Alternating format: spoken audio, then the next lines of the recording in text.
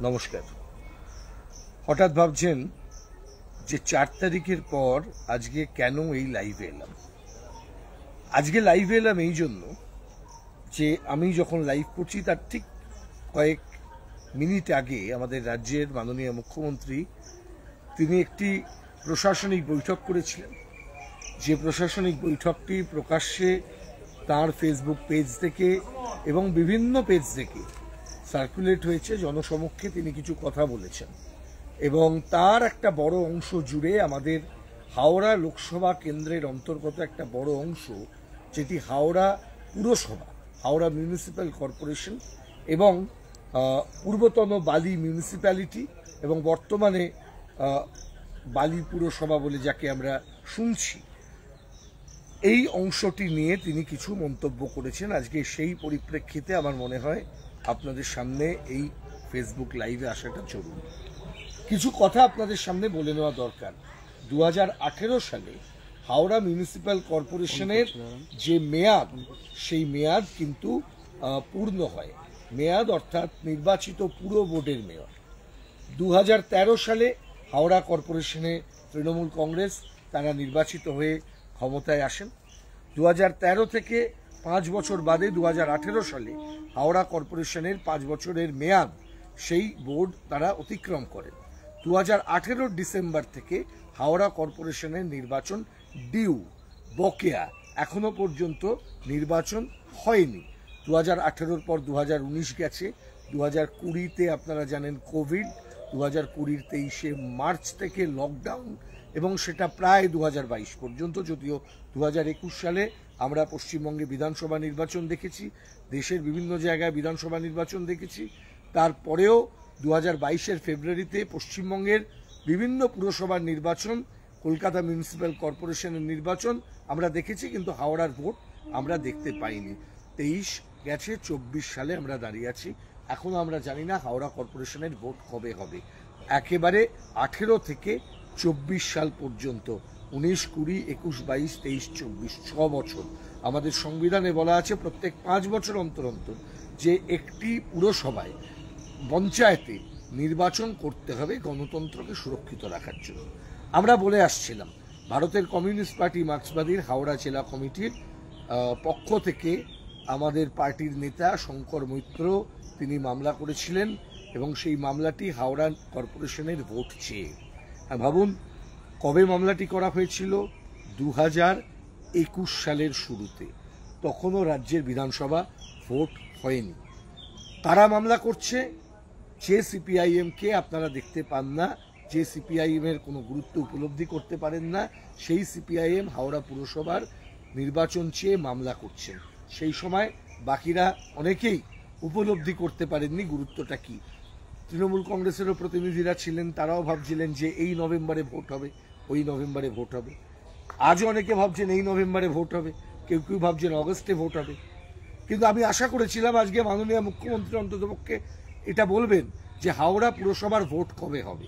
হাওড়া পুরসভার ভোট নিয়ে মাননীয় মুখ্যমন্ত্রী কোনো কথা বললেন না, বরং তিনি গোটা প্রশাসনিক বৈঠকে যেটার উপর গুরুত্ব দিলেন সেটা হচ্ছে যে কাউন্সিলর যেখানে নেই সেখানে কিভাবে কাজ চলবে সেই বিষয়টার দিকে। অর্থাৎ কাউন্সিলর যে সমস্ত জায়গায় নেই, নির্বাচিত কাউন্সিলররা, সেই জায়গায় কি করে পরিষেবার কাজ চলবে এই নিয়ে মাননীয় মুখ্যমন্ত্রী তিনি বলছেন।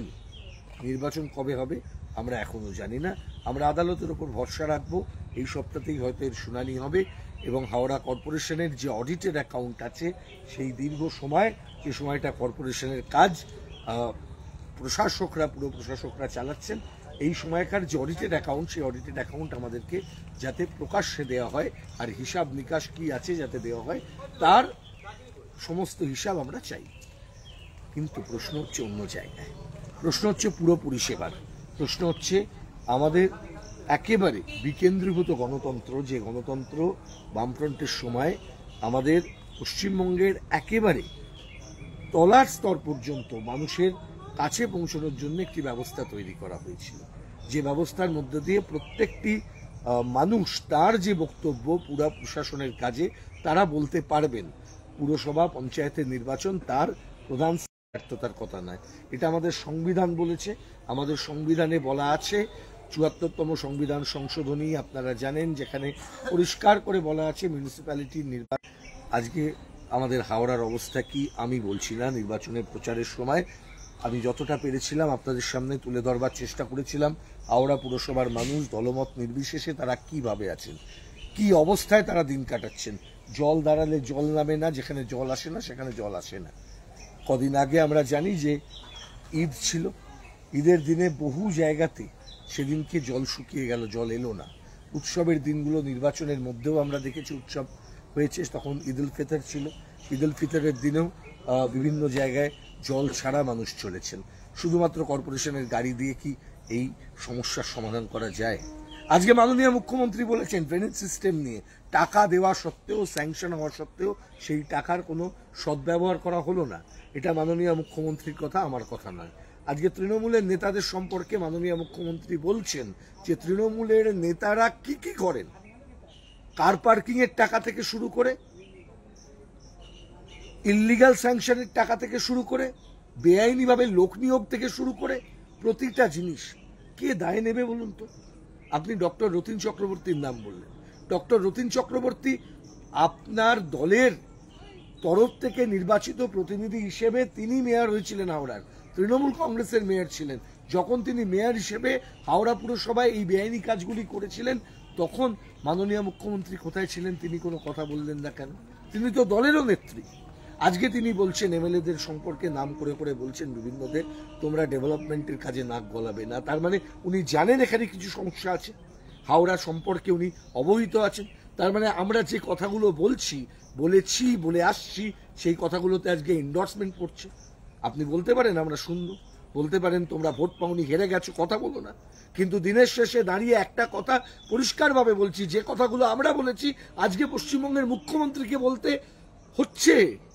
এটাই তো দেখাচ্ছে যে যে নির্বাচনের সময় আমরা যে কথাগুলি বলেছিলাম, আমরা বলেছিলাম নির্বাচনের সময় যে অযোগ্য লোকেরা তারা কাজ না করে লাল বাতির লাগিয়ে গাড়ি নিয়ে চলে যাচ্ছে বিভিন্ন জায়গায়। মুখ্যমন্ত্রী বলেছেন আইডেন্টিফাই করছেন। পরিস্থিতিটা কি এইভাবে চলতে থাকবে? আমাদের হাওড়া শহর আমরা জানি এটা অপরিকল্পিত শহর, বহুদিনের পুরনো শহর। এই শহরের অনেক সমস্যা আছে, এই শহরের নিকাশির সমস্যা আছে, এই শহরের বর্জ্য পরিষ্কারের সমস্যা আছে, সলিড ওয়েস্ট ম্যানেজমেন্ট নিয়ে আমরা বলেছিলাম। আমরা আমরা আমরা আজকে বলছেন তিনি সলিড ওয়েস্ট ম্যানেজমেন্টের ইমপ্লিমেন্টেশন করতে হবে। আমরা দেখিয়েছিলাম বেলগেছিয়া ভাগাড়ে কি অবস্থা ছিল। মুখ্যমন্ত্রী বলছেন পদযাত্রা করে উনি হাওড়া দিয়ে হাঁটলেন বলেই উনি হাওড়ার মানুষের এই সমস্যাগুলি বুঝতে পারলেন। আমরা এটাই বলছিলাম, আপনি নবান্নের 14 তলা থেকে রাস্তায় নামুন, আপনি বুঝতে পারবেন। তবে এটাই দুঃখের যে নবান্ন থেকে ডুমুরজলা যেখানে আপনি আসেন, যেখান থেকে আপনার হেলিকপ্টার উড়ে যায়, সেই নবান্ন থেকে ডুমুরজলার দূরত্ব হয়তো 5 মিনিট, আপনার গাড়িতে হয়তো আরেকটু কম লাগে।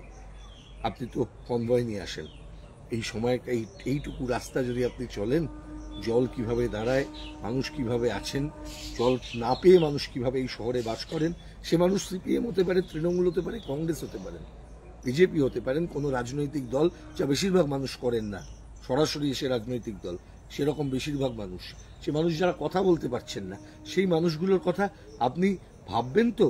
আপনার দলের লোকেরা ভাবছে তো? আপনার দলের লোকেরা ভাবছেন না বলেই আজকে আপনাকে বলতে হচ্ছে।